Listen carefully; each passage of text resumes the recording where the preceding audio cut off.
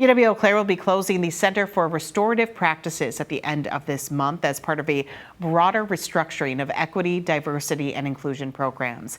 AD News' Toby Moore has you covered on what changes now and what happens next. It's an opportunity to re-envision and try a different model. Vice Chancellor of Student Affairs Greg Heinzelman confirmed the Center for Restorative Practices will be closed at the end of October, and the position of the center's director will be eliminated. Instead, staff and human resources, the Dean of Students Office, and Multicultural Student Services will be trained in restorative practices. The Center for Restorative Practices started 3 years ago, meant to strengthen cultural relationships within the university and respond to conflicts. That included training RAs and hall directors in the residence halls. By dispersing restorative practices to other student services, Heinzelman says they expect to have a more direct impact on students and faculty. For human resources to not be involved and engaged in a restorative practice mindset and a culture, I think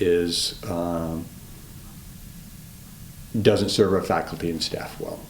And ultimately, by not serving our faculty and staff well, probably doesn't serve our students well. The change is part of a wider shift in how the university is implementing equity, diversity, and inclusion. In recent years, EDI has merged into student affairs rather than a standalone EDI division. Heinzelman says with pressures at the state and federal levels, the university has had to focus on what EDI programs directly help students. And we have to look at it from a student success standpoint, and student success for all populations on campus. So if we're not designing programs that serves all from a student success standpoint, that's where I think we miss opportunities. In Eau Claire, I'm Toby Moore.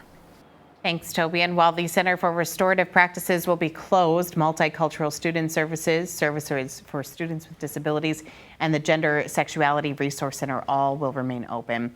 Heinzelman said the Center Restorative Practices Director is the only position affected.